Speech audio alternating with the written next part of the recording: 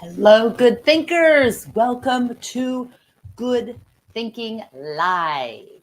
I have a little bit of an internet thing going on today. So hopefully you hear and see, and I can bring in your comments loud and clear.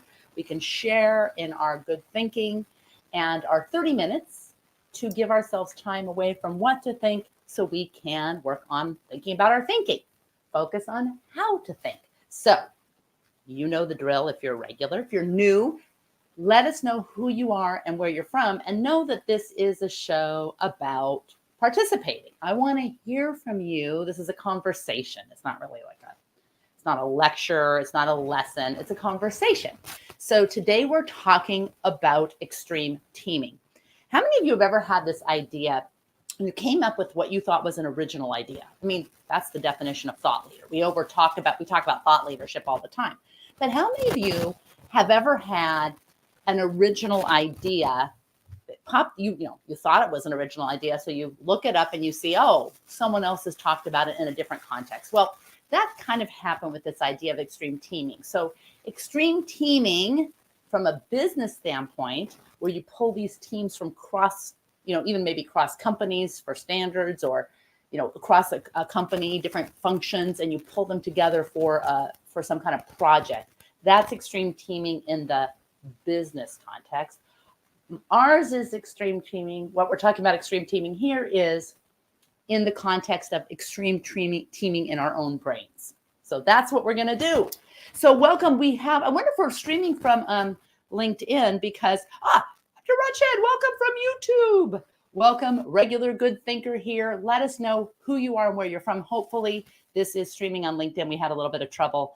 I don't see people coming in on LinkedIn. Here we go. We've got Stephen. Greetings from the home of the Women's Championship qualifying Thorns, which is a perfect segue into extreme teaming. We went to the semifinal game for our soccer team, football for those of you outside the United States, the Portland Thorns. Best team, and they have qualified for that championship. Anyway, so let us know who you are and where you're from. Barkley, welcome from DC. Welcome to the show. All right, here, let's get started with our first question. Do you have a favorite team? Now, I anchored that to sports. So don't be fooled if I anchored it to sports. Don't lock yourself in to just, you think, I don't really care about sports teams. Do you have a favorite team? Let us know in the chat. Ray from Camp Hill, Pennsylvania. After Rutsched, I use YouTube. Is it fewer lags? I know, fewer lags compared to LinkedIn. Yeah, actually, if you want to subscribe to the show, you can go to Becky Saltzman and subscribe and hit that bell notification. I mean, the only thing we really do on the YouTube channel at this point is the Good Thinking Show. So you're not going to get bothered with a lot of other stuff. We're working on all that. Anyway, so thanks for that. Thanks for that call out. All right. Do you have a favorite team? If so, put it in the chat. And remember that you don't need to be locked into sports. We're going to come at this concept of extreme teaming from a sports perspective, but it's going to take a turn. And that's the fun of thinking about our thinking. So if you have a favorite team, share it in this chat. I'm going to remove this banner so we have more room for your comments. All right. When you think of something, a team, a membership, something that you are a part of, something that you belong to, what comes to mind? And that can be sports. It can be sports. It can be religion. It can be nationality. You feel a strong affinity as an American, or it can be a political affiliation. I'm a strong whatever. It can be your sexuality. I feel an affinity for people who share my sexuality or share my gender. It could be where you went to college or where you were born, or something about how you look or what you like to eat. I'm a vegan, or what your body looks like. And it can be good or it can be bad. So there can be good and bad team membership. Like, I support this team. They're the sports team. They're horrible. And I like being a part of this horrible sports team. Or it can be good. And that can go for things that are outside of sports as well. because team membership and how you think about a belief in a team can apply to sports and to every aspect of your life. So that, but we're going to come at it with sports because it doesn't seem as threatening. So we're going to get to it. All right. Let me say hi to Shakiro. Welcome. And Sydney from Nigeria. And yes. Okay. So Shakiro says, yes. Yeah. Maybe nationality. Excellent. Rathish from India. When you think of something to which you feel a deep affinity, it may be even extreme teaming. What is it? Is it a sports team? Is it your country? Is it your religion? Is it your gender? What do you believe so strongly that you feel a strong affinity, a strong team membership? All right. So Abdurrahman says cult, club, idea, or belief. Okay. So you're hinting at something that we're going to talk about with extreme teaming. But question is, what team do you know, if you had to pick a team, what would it be? All right. Ray says, favorite sports team, Penn State football. Otherwise, my work team, Hellion, a division of Highmark. Okay, fantastic. So some people feel that their work is their family, and then their family is their team. You hear that all the time. My work is my family, you know, and that becomes part of your team. Now, how did you become a member of the team that you identify most with? Like when I ask that question and something comes to mind, maybe you didn't share it in the chat, maybe you did. How did you become a member of that team? All right. So if you really think about it, how did I end up at where I work? Well, this happened, this happened, this happened. How did you become? Could it have easily become a member of a different team? Or why Penn State? Why not Oregon? Why not the Ducks, Ray? Go Ducks. Why not? How did you become a member of the team? I'm going to say hi to a few more people. Welcome. Thank you very much. Good topic. So fantastic. Welcome, Yahya Rashad Mohammed. Welcome. Let's see, Muteb from Saudi Arabia. Welcome, regular good thinker. Okay, a team of critical thinking is my team. Aha. Okay, well, what does that mean? Do you have a group of people? That's kind of what I like about our team here of good thinkers. We're creating a chance to think about our thinking. But maybe you have a group. Maybe you've started a meetup or some kind of equivalent group where a group of people work on thinking about their thinking, work on critical thinking.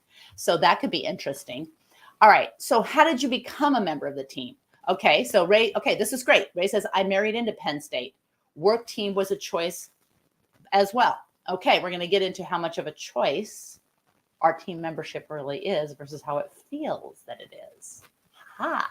Abdurrahman, honestly, if you take the credit for me joining you could take the credit for me joining the Critical Thinking Club. Fantastic. But, you know, how did our lives intersect, Abdurrahman? Like, how did you and I come to know each other as fellow good thinkers or as fellow people who want to try to become good thinkers, let's just say.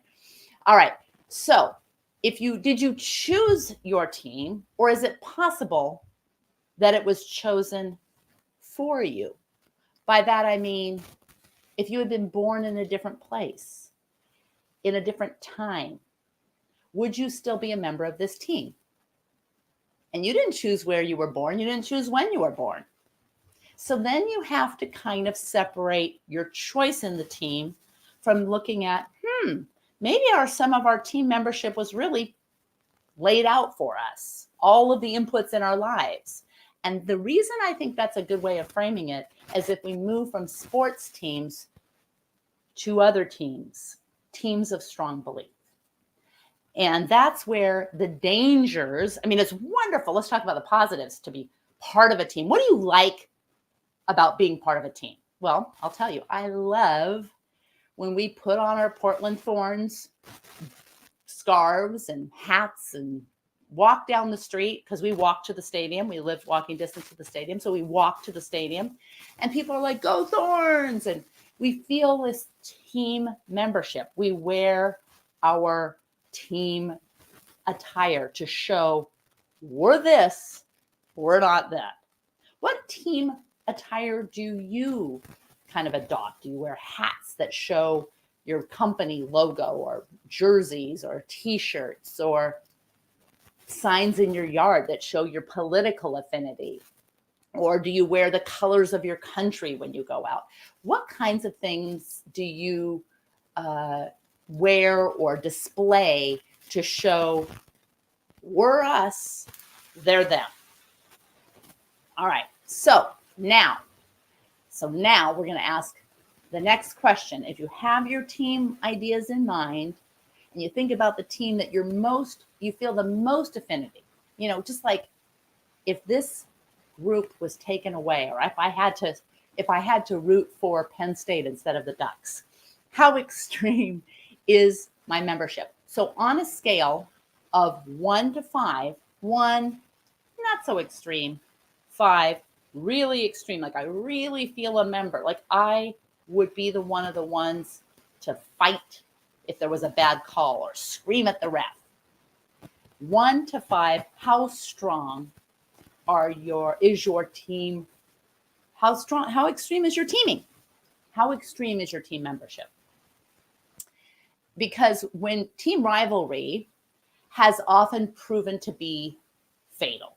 We know this all the way back in 1879, over 2,000 cricket fans, provoked by a call from the umpire, took to the pitch to protest, and some people were gravely injured. And this is everywhere. I mean, you can pick any sport where people feel like really, really care to the point where they are in an extreme teaming mindset. In 1985, a football game, soccer, but football between Birmingham and Leeds, fans jumped, chanted, and threw projectiles, and then they started setting fire to the stadium, and a 14-year-old boy was killed. And these are just like picked out. You could Google, extreme sports fan, dangers and behaviors. I'm not aware of any sport that is immune from these tragic results of extreme teaming. So, what would you do to support your team? How far would you go?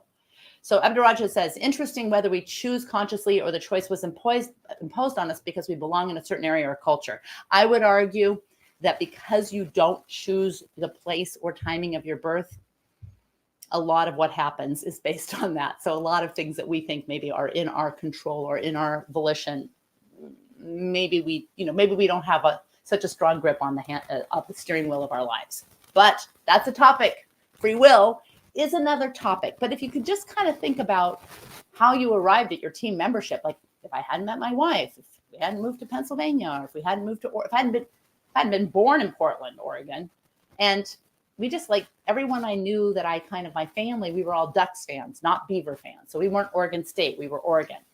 And I didn't go to either school.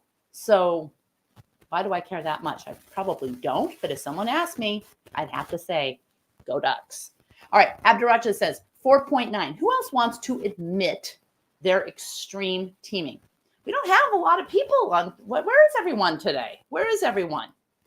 Anyway, maybe people weren't interested in this extreme teaming topic because they thought it was about sports. But here's where we're going to take a turn. Because how is thinking about your favorite team different from thinking about identifying as a member of a team?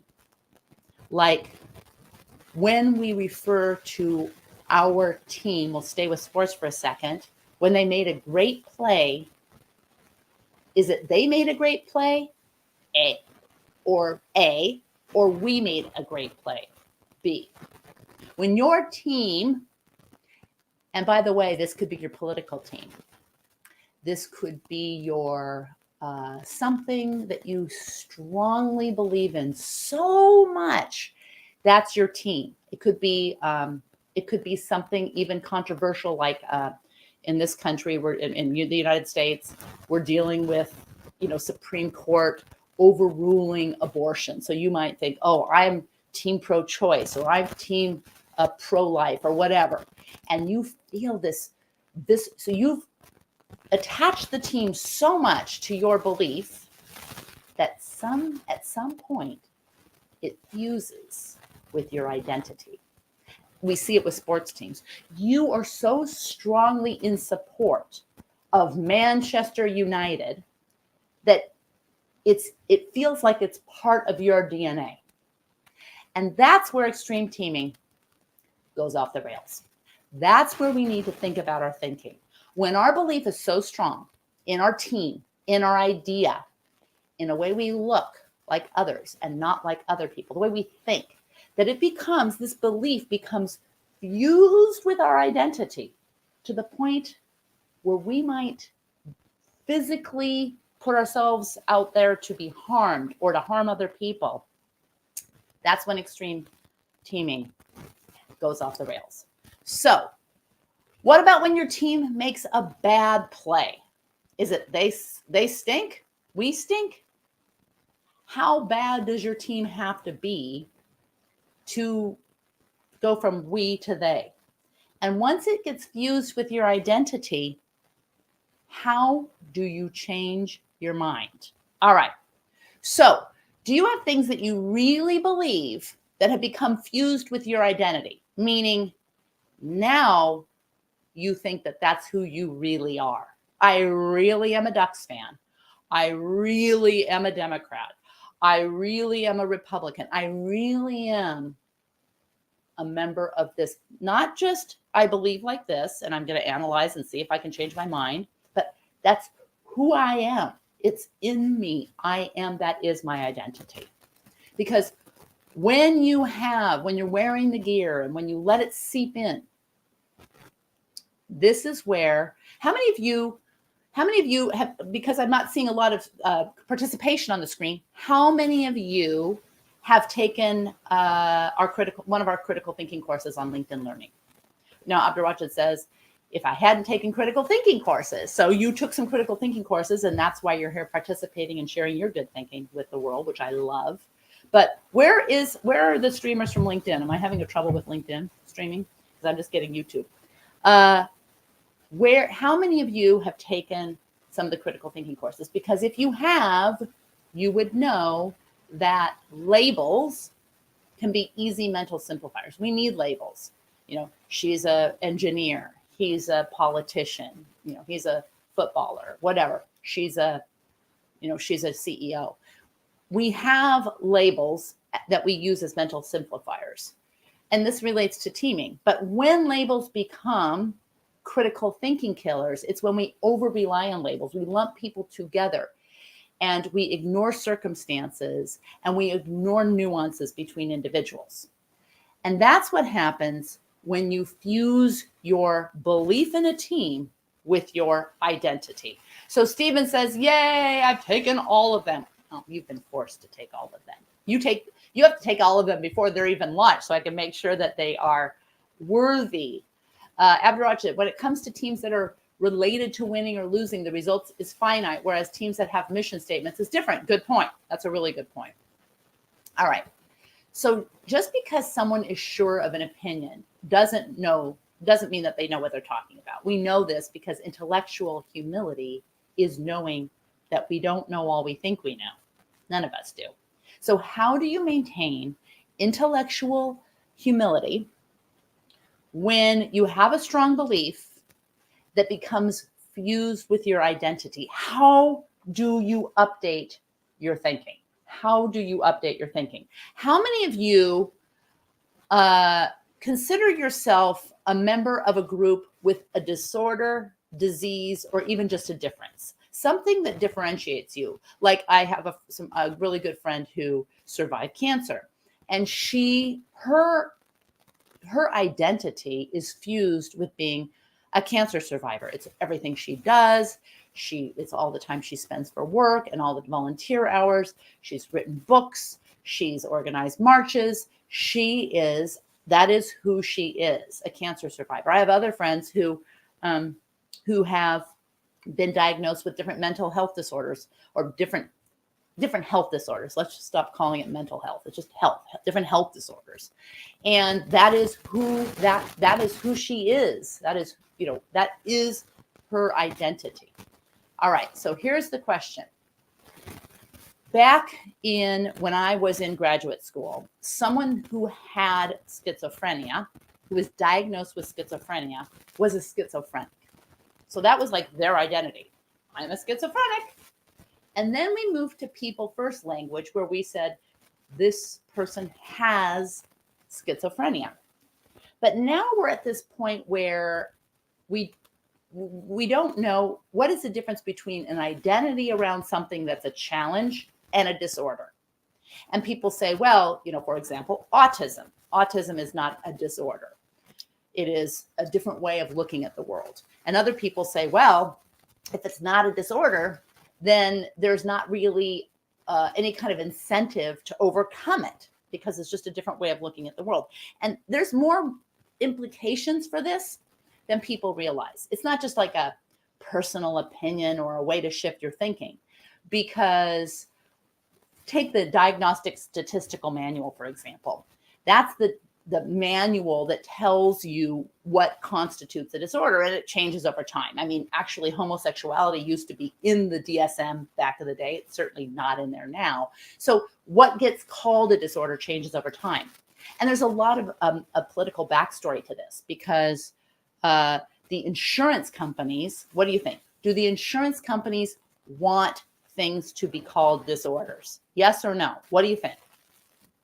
So there's the pharmaceutical companies and there's the insurance companies, and they're arm wrestling. What do we call a disorder? And this is particularly for things that are more mental health, because this is the Diagnostic Statistical Manual for mental health. So what do you call a disorder? Do the insurance companies want things to be called disorders? Do the pharmaceutical companies want things to be called disorders? So we might be thinking in our political arena, we don't want these things. We want acceptance, but there are actual ramifications for thinking about this differently. The pharmaceutical companies want as many things to be called disorders, because then there's an incentive to create something that can be marketed to fix a disorder. But the insurance companies don't. So when we have these conversations about extreme teaming, I am a member of the ADHD club. I am ADHD, or I have ADHD. I don't have ADHD, but let's just say I did. I am ADHD, I have ADHD. I am autistic, I have autism. These kinds of things, and we think about as social movements, but they have real implications, medical implications and political implications and financial implications and market implications. And this is what extreme teaming, when you kind of tease out extreme teaming and go back and pick apart your thinking, like really look at, maybe it doesn't matter so much that I'm an Oregon Duck, but how do I identify? Have my beliefs been fused with my identity? Because, a disorder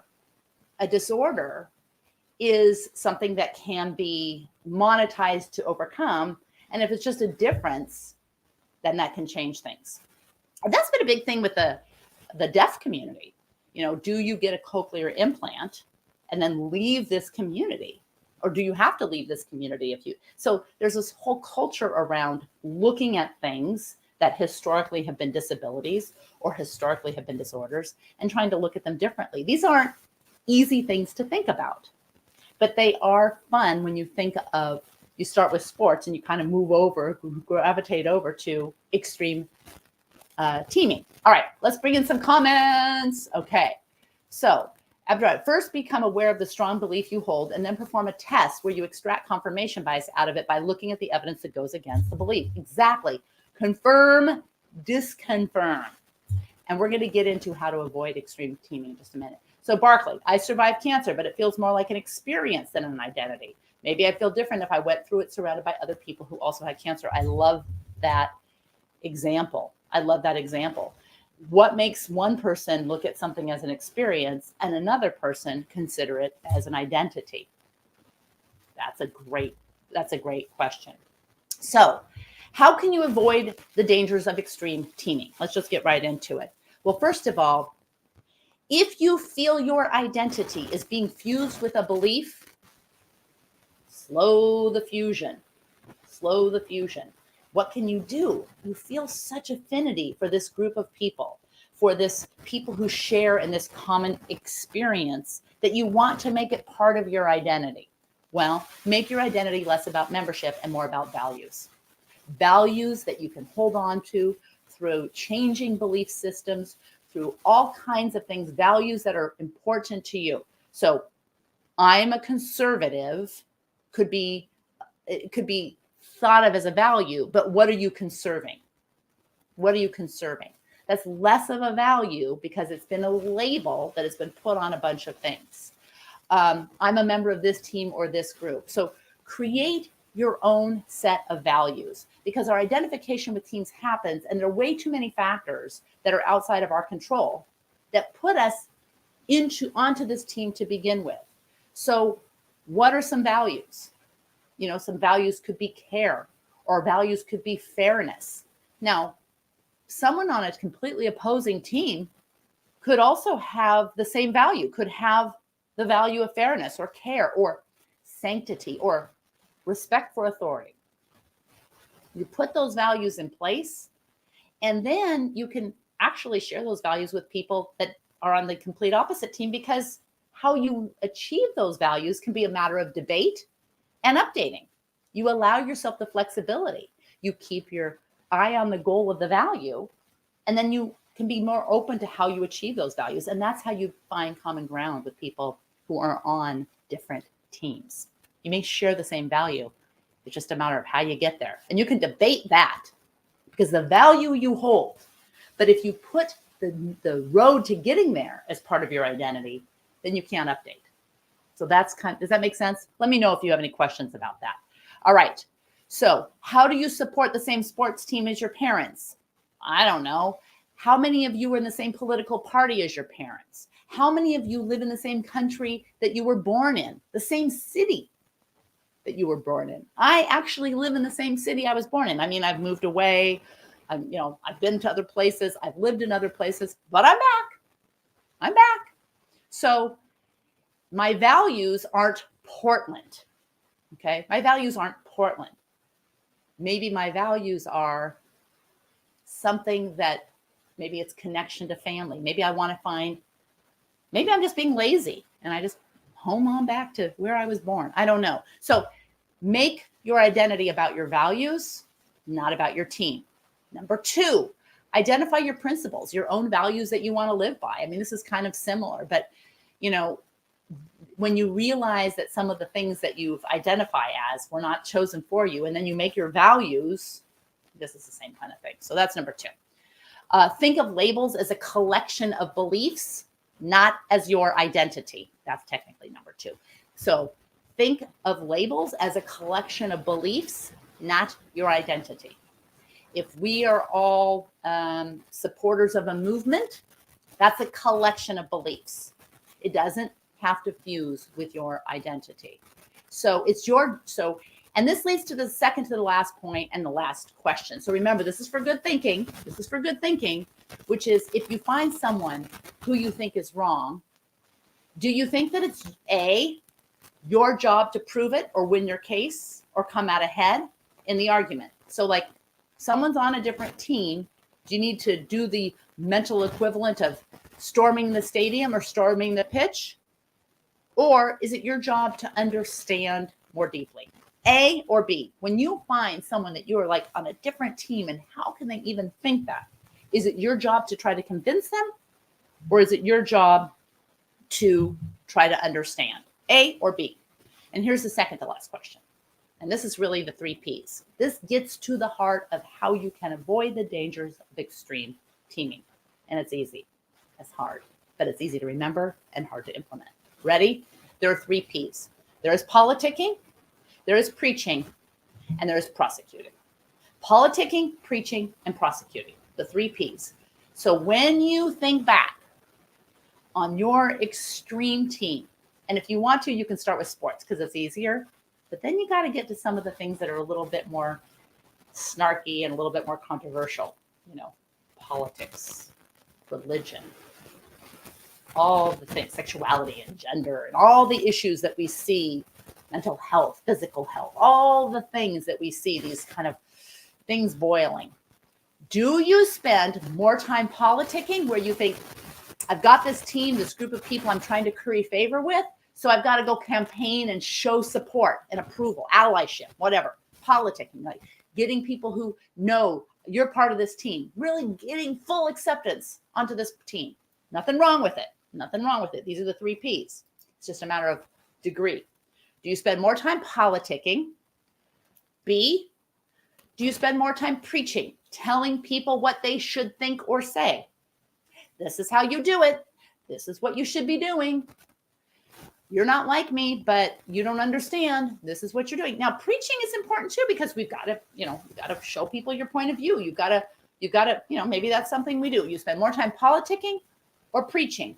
And the third one is prosecuting. And by that, I mean prosecuting your own beliefs. If you believe so strongly that you are not able to really scratch and question, find disconfirming evidence, which Abdurrachid indicated is critical for critical thinking, not just confirming evidence, but you go out to prosecute your own beliefs and make sure that they're not fusing with your identity. So here's the question. You spend more time, you can put politicking, preaching, or prosecuting. Just put it in the chat, and you can admit it. You can put it in the order. What you want to make sure that you do is that you do not ignore prosecuting, that you do not ignore that and spend all of your time politicking and or all of your time preaching, because that is an indication that your belief is fusing with your identity and you're leaning into the dangers of extreme teaming.